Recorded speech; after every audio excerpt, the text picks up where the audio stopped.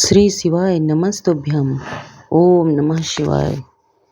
तो प्रिय भक्तजनों, शिव पुराण की इस पावन पवित्र कथा को आगे श्रवण करते हैं। ब्रह्मा जी कहते हैं, देवताओं के अपने अपने निवास पर लौट जाने के उपरांत भगवान शिव पार्वती की तपस्या की परीक्षा लेने के विषय में सोचने लगे।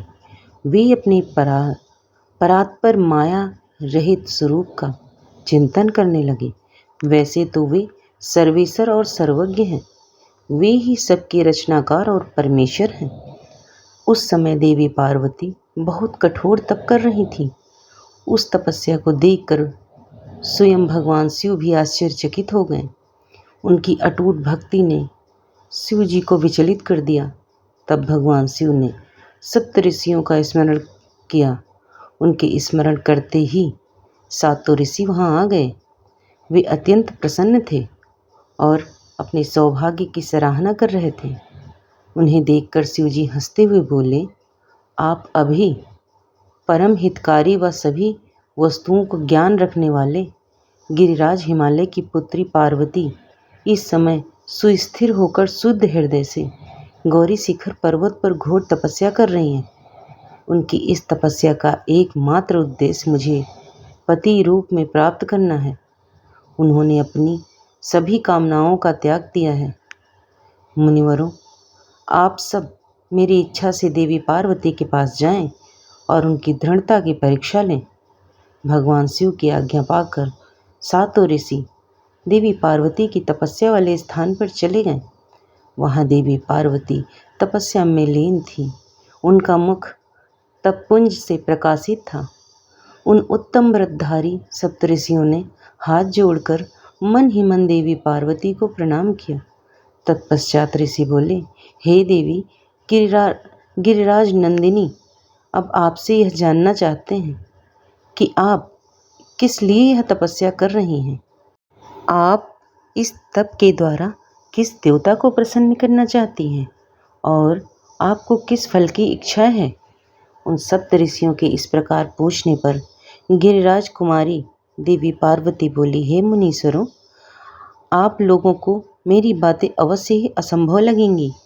साथ ही मुझे इस बात की भी आशंका है कि आप लोग मेरा परिहास उड़ाएंगे, परंतु फिर भी जब आपने मुझसे कुछ पूछा है तो मैं आपको इसका उत्तर अवश्य दूंगी। मेरा मन एक बहुत उत्तम कार्य के लिए तपस्या कर रहा है। वैसे तो यह कार्य होना बहुत मुश्किल है, तथापि मैं इसकी सिद्धि हेतु पूरे मनोयोग से कार्य कर रही हूँ। देव ऋषि नारद द्वारा दिए गए उपदेश के अनुसार मैं भगवान शिव को पति रूप में प्राप्त करने के लिए उनकी तपस्या कर रही हूँ। मेरा मन सर्वथा उन्हीं की ध्यान में मग्न रहता है तथा मैं उन्हीं के चरणाविंदों का चिंतन करती रहती हूँ। देवी पार्वती का यह वचन सुनकर सप्तऋषि हंसने लगे और पार्वती को तपस्या मार्ग से निर्वृत्त करने के उद्देश्य से मिथ्या वचन बोलने लगे। उन्होंने कहा, हे हिमालय पुत्री पार्वती, देव ऋषि नारद तो व्यर्थ ही अपने को महान पंडित मानते हैं। उनके मन में क्रूरता भरी रहती है।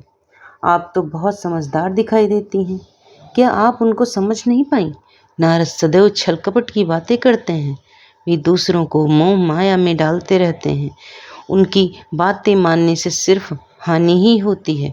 प्रजापति दक्ष के पुत्रों को उन्होंने सदैव ऐसा उपदेश दिया है कि वे हमेशा के लिए अपना घर छोड़कर चले गए। दक्ष के ही अन्य पुत्रों को भी उन्होंने बेघर कर दिया और भिखारी और विद्याधर चित्रकेतु का नारद ने घर उजाड़ दिया। प्रहलाद को भक्ति मार्ग पर चलाकर और उन्हें अपना शिष्य बनाकर उन्होंने हिरण्याकश्यप से प्रहलाद पर हृदय बहुत से अत्याचार करवाए। मुनि नारद सदैव लोगों को अपनी मीठी मीठी वाणी द्वारा मोहित करते हैं, फिर अपनी इच्छा अनुसार सबसे कार्य करवाते हैं। वे केवल शरीर से ही शुद्ध दिखाई देते हैं, बल्कि उनका मन मलिन है और क्लेश युक्त रहता है। वे सदैव हमारे साथ रहते हैं, इसलिए हम उन्हें भली भांति जानते हैं और पहचानते हैं।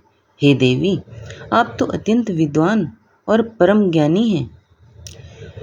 भला आप कैसे नारद के द्वारा मूर्ख बन गईं? देवी, आप जिनके लिए इतनी कठोर तपस्या कर रही हैं, वे भगवान शिव तो बहुत उदासीन और निर्विकार हैं। वे सदैव काम के शत्रु हैं। हे पार्वती, आप थोड़ा विचार करके देखो कि आप किस प्रकार का पति चाहती हैं। आप मुनि नारद के बहकावे में ना आए। भगवान शिव तो महानिर्लज्ज, अमंगल रूप, काम के परम शत्रु, निर्विकार, उदासीन, कुल से हीन, भूतों और प्रेतों के साथ रहने वाले हैं। भला इस प्रकार का पति पाकर आपको किस प्रकार का सुख मिल सकता है? नारद मुनि ने अपनी माया से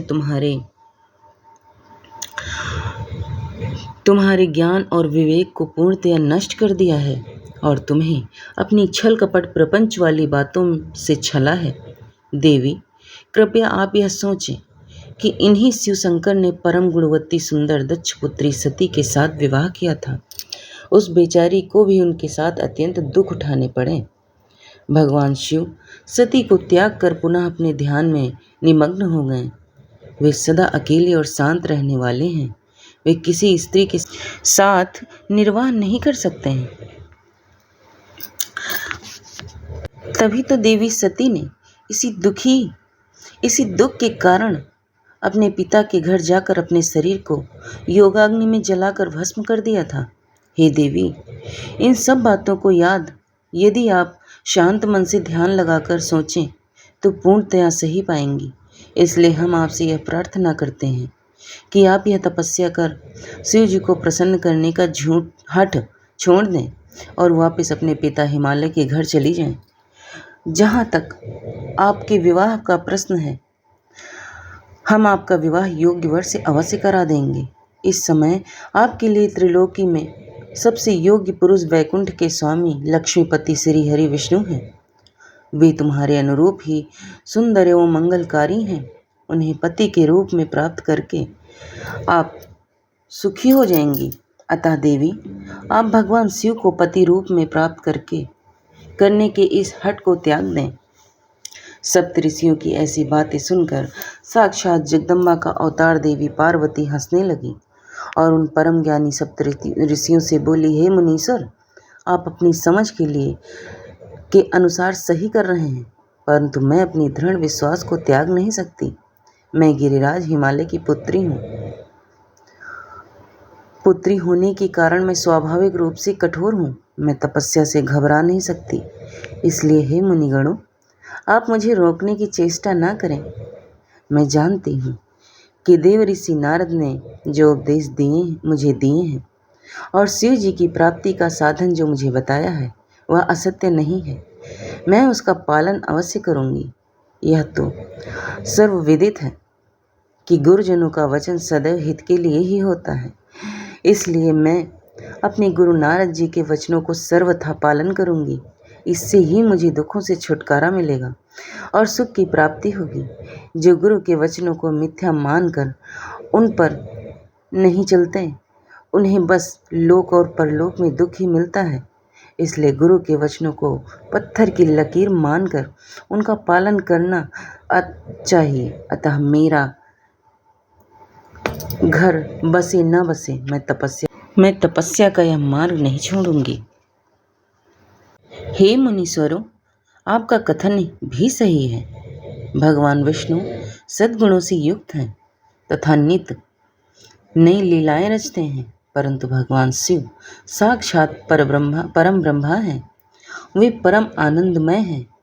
माया मोह में फंसे लोगों को ही प्रपंचों की आवश्यकता होती है। ईश्वर को इन सब की ना तो कोई आवश्यकता होती है और ना ही रुचि। भगवान शिव सिर्फ भक्ति से ही प्रसन्न होते हैं। वे धर्म या जाति विशेष पर कृपा नहीं करते। ऋषियों, यदि भगवान शिव मुझे पत्नी रूप में नहीं स्वीकारें तो मैं आजीवन कुंवारी ही रहूंगी और किसी अन्य का वर्ण कदापि नहीं करूंगी। यदि सूर्य पूर्व की जगह पश्चिम से निकलने लगे, पर्वत अपना स्थान छोड़ दे और अग्नि शीतलता अपना ले, चट्टानों पर फूल खिलने लगे तो भी मैं अपना हट नहीं छोड़ूंगी। ऐसा कहकर देवी पार्वती ने सप्तऋषियों को दोनों हाथ जोड़कर प्रणाम किया तथा भक्ति भाव से शिव चरणों का स्मरण करते हुए पुनः तपस्या में लीन हो गईं। तब पार्वती के श्रीमुख से उनका दृढ़ निश्चय सुनकर सप्तऋषि बहुत प्रसन्न हुए और उनकी जय जयकार करने लगे। उन्होंने पार्वती को तपस्या में सफल होकर भगवान शिव से मनोवांछित वरदान प्राप्त करने का आशीर्वाद दिया। उनकी जय जयकार करने लगे। उन्होंने पार्वती को तपस्या में सफल होकर भगवान शिव से मनोवांछित वरदान प्राप्त करने का आशीर्वाद दिया। तत्पश्चात देवी पार्वती की तपस्या की परीक्षा लेने गए सप्तऋषि उन्हें प्रणाम करके प्रसन्न मुद्रा में भगवान शिव को वहाँ हुई सभी बातों का ज्ञान कराने के लिए शीघ्र उनकी धाम की ओर चल दिए। तब भगवान शिव शंकर के पास पहुंचकर सप्तऋषियों ने उनके समीप जाकर दोनों हाथ जोड़कर उन्हें प्रणाम किया और उनकी स्तुति की। तत्पश्चात सप्तऋषियों ने महादेव जी को सारा वृतांत बताया। फिर प्रभु शिव की आज्ञा पाकर सप्तऋषि स्वर्गलोक चले गए। प्रिय भक्तजनों, यह था आज का अध्याय और अब अगला अध्याय अगली कहानी में। अगर वीडियो पसंद आया है तो चैनल को लाइक शेयर सब्सक्राइब जरूर करना और आगे की कहानी जरूर से सुनना।